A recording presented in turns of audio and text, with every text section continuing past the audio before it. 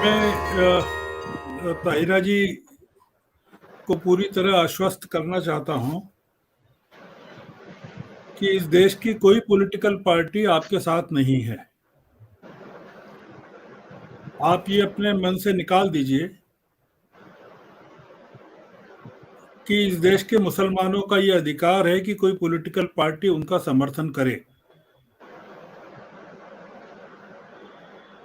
आप जब कहती हैं कि पॉलिटिकल पार्टी आपका समर्थन करे, तो इसका मतलब ये है, इसकी ध्वनि ये जाती है कि वो पॉलिटिकल पार्टी आपका वोट बैंक के तौर पर इस्तेमाल करे। समाजवादी पार्टी मानकर चलती है कि उत्तर प्रदेश में मुसलमानों के पास और कोई जगह नहीं है जहां वो जाएं, और वो ये मानकर चलती हैं कि आप चूंकि और कहीं भारतीय जनता पार्टी के साथ नहीं जा सकती, जैसे कि बंगाल में मुसलमानों के सामने कोई विकल्प नहीं था। अखिलेश भी मुसलमानों के किसी मामले पर कभी कोई स्टैंड नहीं लेते हैं, कोई बात नहीं करते हैं, और ममता बनर्जी भी नहीं करती हैं, और कांग्रेस भी नहीं करती है। तो इसलिए अगर इस देश के अल्पसंख्यकों को इस बात की शिकायत है तो वो मन से निकाल देना चाहिए।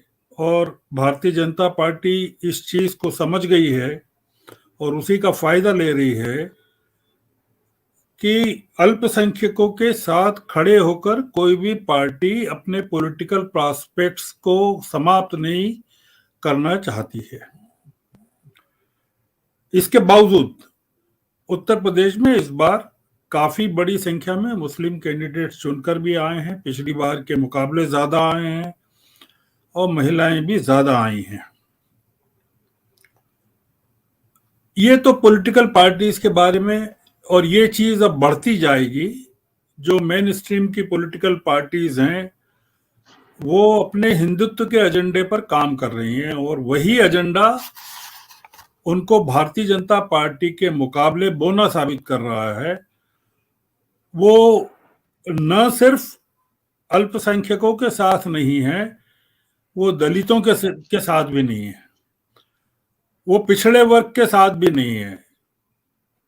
सारी की सारी पार्टियां हिंदुत्व को अपना वोट बैंक मानकर चुनाव लड़ना चाहती हैं, जिसमें कि अखिलेश यादव भी शामिल हैं।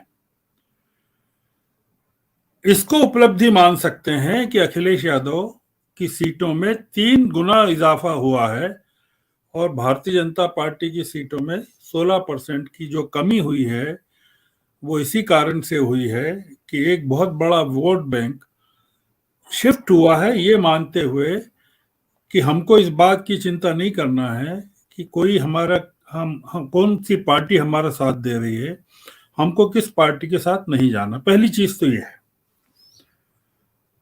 दूसरी चीज ये, ताहिरा जी ने कहा कि आपने जो उनसे सवाल पूछा था उसके जवाब में कि उनकी जो जमात के लोग हैं बहुत कंसर्न है, जो कुछ चल रहा है उसको लेकर चिंतित है। मैं ताहिरा जी से जानना चाहता हूं, और तमाम लोगों से जानना चाहता हूं, कि ये जो आबादी है जिसको आप इंगित कर रही हैं, कोई छोटी मोटी आबादी नहीं है, 20 करोड़ के करीब लोग हैं। आपको क्या लगता है, क्या कारण होना चाहिए कि आपकी जो चिंता है वो इस देश के प्रधानमंत्री की चिंता क्यों नहीं है, और सरकार की चिंता क्यों नहीं है? नहीं, मुझे ये जी जी जी श्रवण जी, मुझे लगता है कि ये डिवाइड वाली पॉलिटिक्स है, जबकि एक बड़ा चंक जो है मुस्लिम्स का, उसने देखिए अब की उत्तर प्रदेश में ओवैसी को नकारा। उन्होंने कभी भी आजादी के बाद से किसी मुस्लिम लीडर के साथ अपने को पीछे नहीं खड़ा किया, वो सेकुलर लीडरशिप के साथ ही खड़े थे। लेकिन बात पूरी कर लें श्रवण जी। जी जी जी मैं ये पूछ रहा हूँ, आप ओवैसी की बात कर रही हैं, ओवैसी को तो नकार दिया, बंगाल में भी नकार दिया, उत्तर प्रदेश में भी नकार दिया। मुसलमानों ने स्ट्रेटेजी के तौर पर तय किया कि वो अपने वोट को बंटने नहीं देंगे, ना कांग्रेस में बंटने देंगे, ना ओवैसी के साथ बंटने देंगे। वो एक रणनीति है, वो एक डिसीजन है, पॉलिटिकल डिसीजन है। मैं आपसे पूछ रहा हूं कि देश के प्रधानमंत्री का क्या इंटरेस्ट हो सकता है कि वो ऐसी चीज को बनारस में अलाउ कर रहे हैं जो आपकी नजरों में, मेरी नजर में देश को डिवाइड करती है। दूसरी चीज ये पूछ रहा हूं कि अगर चिंतित हैं आपकी जमात के लोग या 20 करोड़ लोग चिंतित हैं, तो वो उस चिंता को दूर करने के लिए क्या करना चाहते हैं? जो हिंदू राष्ट्र के पैरोकार हैं आपको ललकार रहे हैं, आपको हिंसा के लिए उकसा रहे हैं, और आप बुद्धिमानी के साथ काम कर रहे हैं कि आप उनके उकसावे में नहीं आ रहे हैं, समझदारी दिखा रहे हैं कि आप इस पूरी लड़ाई को पॉलिटिकली लड़ना चाहते हैं। समय नहीं है, नहीं तो हम बात करते हैं। इंदौर के पास एक धार नाम की जगह है जहां भोजशाला को लेकर हर बसंत पंचमी को एक बड़ा संघर्ष होता है यहाँ, जिसमें हिंदू और मुस्लिम दोनों के बीच में संघर्ष होता है। मुस्लिम नमाज पढ़ना चाहते हैं और हिंदू सरस्वती की पूजा करना चाहते हैं। वो तो इस बार कुछ ईश्वर की मेहरबानी रही कि कुछ नहीं हुआ। अगर कल से हिंदू फंडामेंटलिस्ट या रिलीजियस फंडामेंटलिस्ट या कुछ विघ्न संतोषी लोग मस्जिदों को मंदिरों में बदलने लगे या धार्मिक स्थलों पर कब्जे करने लगे, तब हम क्या करेंगे? ये जो लड़ाई है, इसको आप हिंसा के जरिए नहीं लड़ सकते। इस लड़ाई को पॉलिटिकली लड़ना पड़ेगा, और ये जो हो रहा है उसको आप रिलीजियस फ्रीडम, फंडामेंटल राइट है संविधान का, वो मानकर भी नहीं लड़ सकते कि ये कैसे हो रहा है, क्योंकि अदालतों के जो फैसले हैं उनको लेकर भी बहुत सारी बहस अब चल रही है। हाल के दिनों में खासकर अयोध्या के मामले में जो फैसले हुए उसके बाद से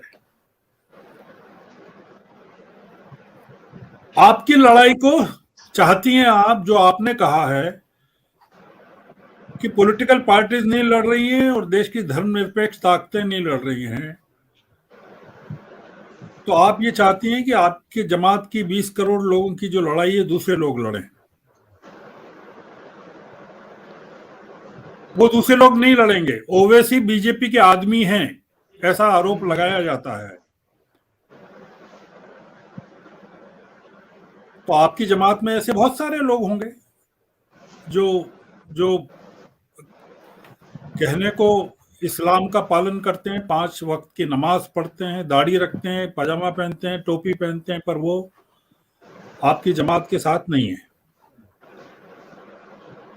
तो सवाल ये है ताहिरा जी कि आपके असुरक्षित महसूस करने से, आपको असुरक्षित महसूस जरूर करना चाहिए, पर आपको अपने साथ उन दलितों को भी जोड़ना चाहिए, उन डिप्राइव्ड लोगों को भी जोड़ना चाहिए, वो वंचित लोगों को भी जोड़ना चाहिए जो समाज में मार्जिनलाइज कर दिए गए हैं पूरी तरह से, और उनकी कोई बात नहीं करना चाहता, न कांग्रेस, न समाजवादी पार्टी, न वामपंथी पार्टी।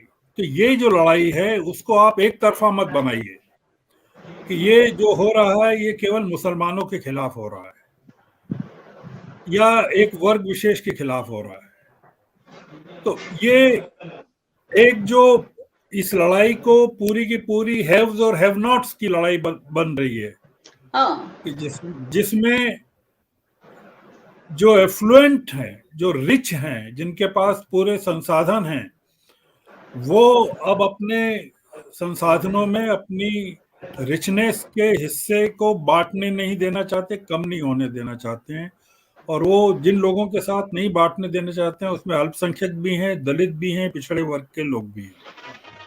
तो इसकी